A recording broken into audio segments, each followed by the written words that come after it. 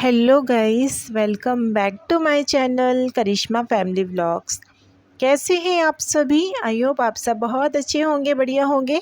और आप लोगों की दुआओं से मैं भी ठीक हूँ और आप लोगों के सामने हूँ।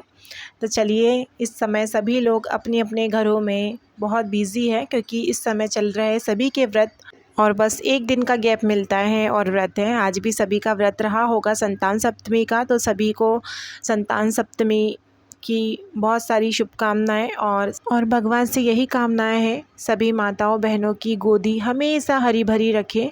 और चलिए, आज के व्लॉग को हम कंटिन्यू करते हैं। और आज का व्रत होने वाला है ऋषि पंचमी। गांव में हमारे यहाँ पर कैसे मनाते हैं तो वही सब आपको देखने के को मिलेगा।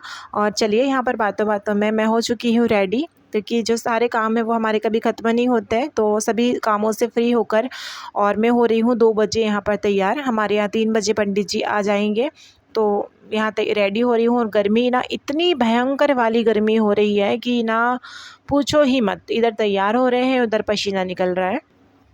और भाई, आज के दिन सभी के यहाँ पर भैंस के दूध का यूज़ किया जाता है, भैंस के दूध की चाय पी जाती है। और जिनके यहाँ कच्चा घर होता है तो वहाँ पर भैंस के गोबर से लिपाई की जाती है। और इस व्रत को महिलाएं अपने खुद के लिए करती हैं। एक व्रत ऐसा है जो महिलाएं अपने लिए करती, बाकी व्रत तो हैं जो अपने परिवार के लिए, अपने बच्चों के लिए, अपने पति के लिए रखती है। लेकिन ये जो ऋषि पंचमी का व्रत होता है ये महिलाएं अपने लिए रखती है। तो आप लोगों को आगे प्लीज़ बने रहिएगा, तो तभी कुछ बताऊंगी कि हमारे यहाँ क्यों रखते हैं, किस लिए रखा जाता है। क्योंकि ना कहीं कहीं जगह पर नहीं माना जाता है इस व्रत को। तो प्लीज़ आप लोग वीडियो में कंटिन्यू करिएगा तो आप लोगों को पता चलेगा, जिनको नहीं पता है। और यहाँ पर मैं हो चुकी हूँ रेडी और आज सोचा चलो ऐसे ही शूट करती हूँ। और ये मेरी पूजा का सामान, मेरी सारी तैयारी हो चुकी है। तो चलिए चलते हैं। आज है ऋषि पंचमी का व्रत और आप लोगों को दिखाऊंगी हमारे यहाँ किस तरह से होता है, कैसे पूजा करते हैं। वैसे तो सभी के यहाँ सेम ही करते होंगे, लेकिन फिर भी आप लोग मेरे ब्लॉग पर कंटिन्यू बने रहिएगा, आप लोगों को देखने को मिलेगा। तो चलिए चलते हैं। पहले तो नीचे चलते हैं क्योंकि मेरी जो थाली है वो मेरी देवरानी ने बनाई है। हम एक ही थाली से पूजा कर देंगे। तो चलिए चलते हैं। आज व्रत है ना, तो और गर्मी इतनी है कि पसीना इतना आ रहा है, समझ ही में नहीं आ रहा है कि क्या ही करें, कैसे पूजा करेंगे। इसलिए साड़ी भी नॉर्मली पहनी है। तो चलिए चलते हैं। चलिए, यहाँ पर मैं आ गई हूँ नीचे और मेरी देवरानी ने अपनी सारी तैयारी कर ली है। और मैं अपने मतलब ऊपर से फूल लेकर आई थी जो लगे हुए थे, तो हमने कहा ये रख लो, क्योंकि फूल कभी कभी ना गांव में मिलते ही नहीं है। और हमने यहाँ पर सारा सामान रख लिया है अपना। और ये कटोरी में दही है, जो भैंस के दूध का दही है, और पूजा का सामान, सुहाग की पुड़िया। तो यहाँ पर सारा सामान रख लिया है। अब चलते हैं जिनके घर पूजा होती है। हमारे यहाँ पर मोहल्ले में ही एक घर पूजा होती है। और सोचा तो था कि पूजा का ब्लॉग शूट करूँगी कि कैसे करते हैं, लेकिन ना नहीं कर पाई थी क्योंकि दूसरा कोई शूट करने वाले नहीं थे। और यहाँ पर हमारी सारी पूजा हो चुकी है और पंडित जी की हम लोग आरती कर देंगे और पोथी पर दक्षिणा रख के पंडित जी की विदा कर देंगे। और चलिए, मैं आज आपको ये व्रत की कहानी बताती हूँ क्यों करते हैं ये व्रत। क्योंकि बहुत से लोगों को मैंने देखा है कि सभी लोग पीरियड्स में अपनी मतलब खाना बनाते हैं, सारा सब कुछ कर लेते हैं घर में। तो ऐसा नहीं करना चाहिए कहा जाता है। और इसीलिए ये व्रत भी करते हैं क्योंकि जो हम सामान छूते हैं वो अशुद्ध हो जाता है और हमारे हाथों से बहुत सारे ऐसे पाप हो जाते हैं जो हमारे शास्त्र के अनुसार हमें नहीं करने चाहिए, हमसे नहीं होने चाहिए। तो इस व्रत को करने से हमारे पाप सारे धुल जाते हैं। और अगर किसी को ना पता होना तो प्लीज़ गूगल पर सर्च करके ज़रूर इसकी कहानी पढ़ना, क्योंकि मुझसे बहुत लोग बोलते हैं कि हम लोग कर लेते हैं। तो हमारे यहाँ नहीं होता है सिस्टर, तो हम लोग नहीं करते हैं।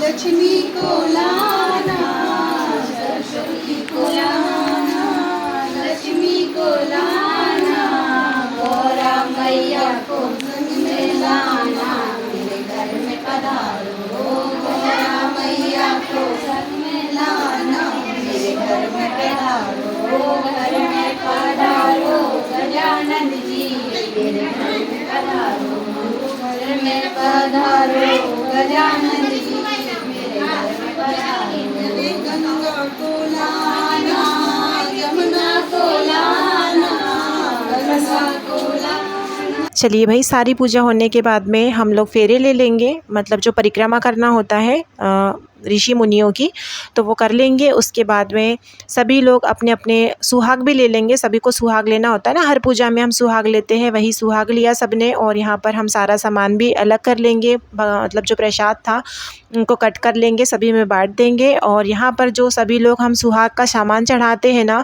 चूड़ियाँ, वो अपनी अपनी उठा लेते हैं। हम दोनों ने अपना सुहाग का सामान चढ़ाया था, तो हम एक का पंडित जी को दे देंगे सुहाग का सामान, और एक हम बांट देंगे। तो यहाँ पर मैं बांट रही हूँ, सभी लोग अपना अपना बांटते हैं। और इस तरह से ना हमारे गांव में मतलब पूजा की जाती है, ऋषि पंचमी का व्रत ऐसे किया जाता है। और ना मुझे ना अपने ससुराल की साइड का जो रिचुअल्स हैं वो बहुत अच्छा लगता है। मतलब मेरे मायके साइड में इस तरह से पूजा नहीं की जाती है, ना इस तरह से कोई सुहाग मैंने नहीं देखा है, मतलब ऐसे। लेकिन मैं यहाँ पर करती हूँ तो मुझे बड़ा अच्छा लगता है। यहाँ पर सभी एक दूसरे को तिलक लगाकर और अपने सुहाग का सामान दे देंगे। हम सभी को देते हैं, जो व्रत करते हैं उनको भी, जो नहीं करते हैं उनको भी।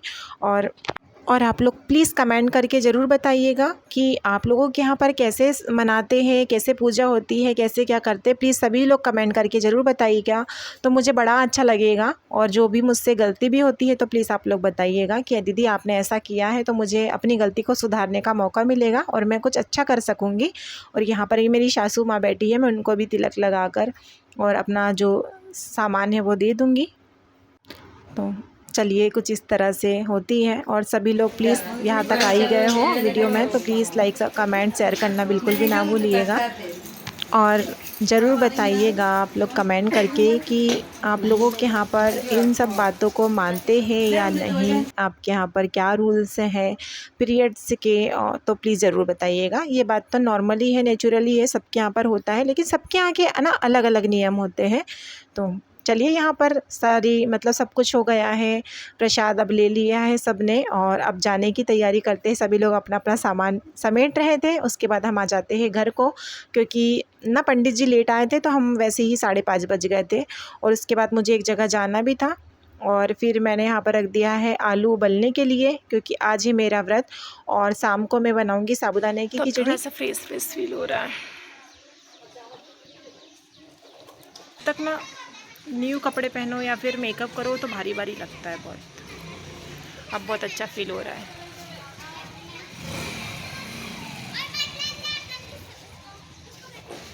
भाई, हमारा व्रत हो या कुछ हो, लेकिन हमें अपने परिवार के लिए खाना तो बराबर बनाना पड़ेगा, क्योंकि वो हमारे साथ भूखे नहीं रह सकते। तो मैंने सोचा चलो मैं अपने लिए साबूदाने की खिचड़ी बना लूँगी, और बच्चों के लिए, उनके पापा के लिए मैं बना दूँगी आलू के पराठे। और मेरे हस्बैंड जी ऐसे हैं कि किसी चीज़ में भी खा लेते हैं, मतलब चाय के साथ में आलू के पराठे बहुत अच्छे से खा लेते हैं।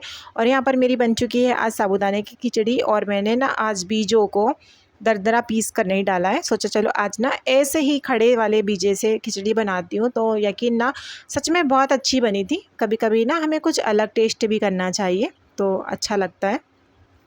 और मैंने यहाँ पर भगवान जी को पहले भोग लगा दिया था खिचड़ी का, क्योंकि ना भूल जाते हैं बच्चे हैं जो मांग लेते हैं। और फिर मैं धनिया डाल के उसमें, और अब बना लूँगी मैं इनके लिए आलू के पराठे, क्योंकि मुझे भी भूख लग रही है। आज सुबह से ही चाय पर ही थी, सोचा शाम को एक टाइम कुछ भी करना होता है फलाहार, तो शाम को ही करती हूँ ताकि नींद अच्छी आती है। क्योंकि ना मुझे रात को ही आदत होती है खाने की। मैं कितना भी कुछ उपास रहूँगी, लेकिन शाम को फलाहार चाहिए, दिन में कुछ भी मत दो चलेगा। और ना पहले इस व्रत में कहा जाता था कि जो भी हरी चीज़ें होती है ना, ज़मीन से लगी हुई, ज़मीन में, वो कुछ भी नहीं खाते हैं।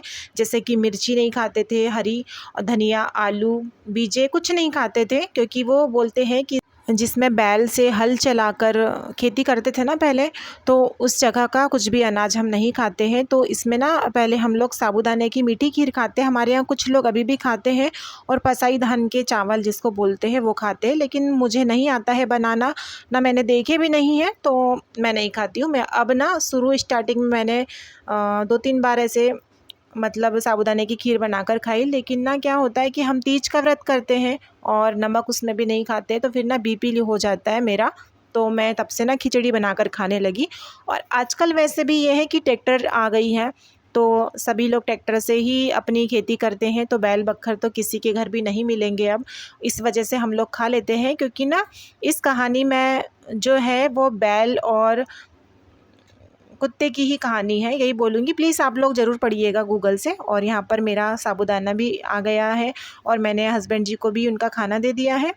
और ना मैं अपने लिए साथ में पानी भी लेकर आई थी कि मैं पूजा कर दूँगी भगवान जी की, फिर खाऊँगी। तो यहाँ पर बेटी ने पहले ही पानी मांग लिया कि मम्मा प्यास लगी है, पानी दे दो।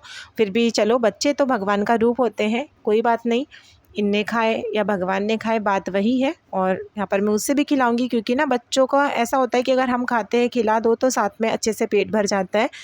और यहाँ पर उसके पापा ने उसे मोबाइल दे दिया है, क्योंकि वो बिना मोबाइल के तो हम खाना खा ही नहीं सकते, क्या ही कर सकते हैं। सभी बच्चों की यही कहानी होती है। और ना अभी व्रत की वजह से बिज़ी होने के कारण ना कुछ भी मैं टाइम से नहीं कर पा रही हूँ ना। तो प्लीज़ आप लोग मेरे वीडियो पर, मेरे चैनल पर ऐसे ही सपोर्ट बनाए रखिएगा। चलिए इस व्लॉग को हम यहीं पर एंड करते हैं और उम्मीद करूँगी आपको आज का व्लॉग पसंद आया होगा। अगर थोड़ा सा भी पसंद आया होगा तो प्लीज़ कमेंट, लाइक, सब्सक्राइब ज़रूर कर दीजिएगा। तो चलिए मिलते हैं कल आपसे एक न्यू व्लॉग के साथ में। तब तक के लिए सभी को बाय बाय, राधे राधे।